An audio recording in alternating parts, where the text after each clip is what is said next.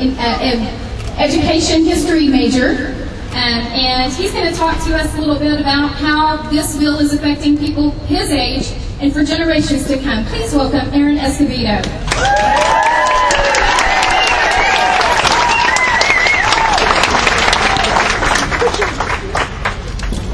Ladies and gentlemen, thank you all for allowing me to come and speak here today. I was reminded seeing these flags that say, "Don't tread on me," of something that Benjamin Franklin said.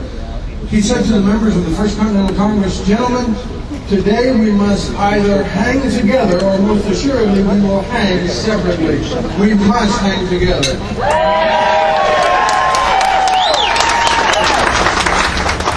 I've been asked to speak a little bit about the youth perspective on what's happened today and kind of today's Republican Party.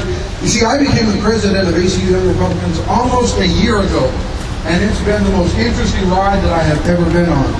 You see, I saw a man come into the office of the President of the United States who has not yet proved to me that he is not going to manage the decline of this great nation. They have used those words. Our job is to manage the decline of this nation. We cannot let them do that.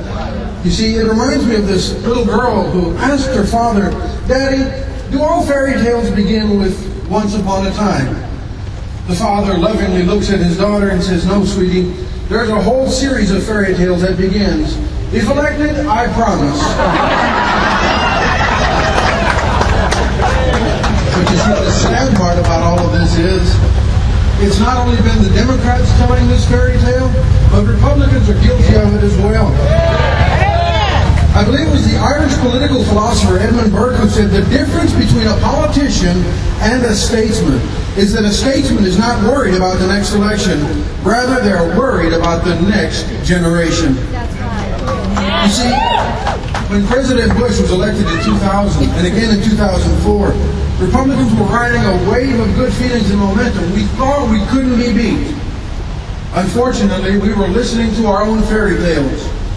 We became more worried about the next election instead of the next generation. This is where the Democrats figured out that they needed to use vote. Democrats figured this out. Republicans were dealt a solid uppercut and began to slowly wake up to the fact we could lose everything we fought for. In 2008, America said to its Republicans, "You have been weighed in the balance and found wanting." Liberal Democrats continued to go after the youth while the Republicans stood by and did little to attract the youth vote. Those of us that are Republican youth felt stranded. Now that we stand on the doorstep of a midterm election, Republicans and conservatives especially need to reach out to the children, to the teens, and especially to the college-age kids who you claim to be fighting for. Yes. Getting out the information is easy. Start on Facebook, YouTube, MySpace, Twitter, and any other site that is popular. And if you don't know how, ask someone for help. We need to know. Information needs to be out there for us to get a hold of. But you see, the beautiful thing about the Tea Party is that it looks like now America is getting fed up with the choices that we have made. It was the Welsh politician, Aneurin Bevan, that said if we complain about the tune, there's no reason to attack the monkey when the organ grinder is present. We complain about how the government is being run. But instead of complaint, let's put people in office who will uphold this republic.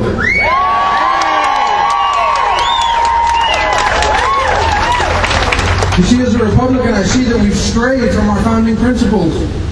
The Republican platform of 1856, one of our oldest documents, begins like this.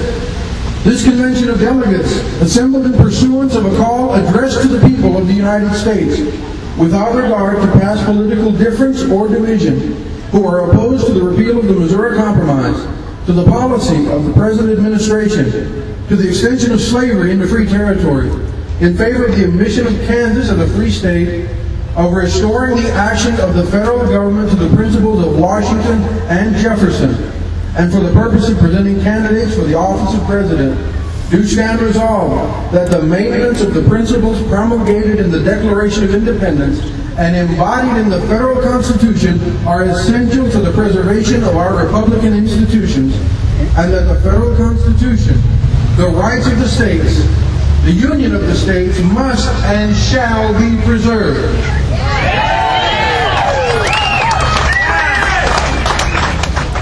We strayed from these and decided that we were going to focus on trying to beat the Democrats into office. We're upset at the monkey when it's the organ grinder we should ask for a different song. You see, on March 22nd, the Rasmussen report showed that only 11% of people approved of the job that Congress is doing, while 64% that Congress is doing a poor job. Now, that's down from 71%. I guess you can call that improvement. There are 39 seats up for grabs in the House and 36 up for grabs in the Senate. It is time that we saddle up for a long ride and prepare for the hard work that lies ahead in the next several months.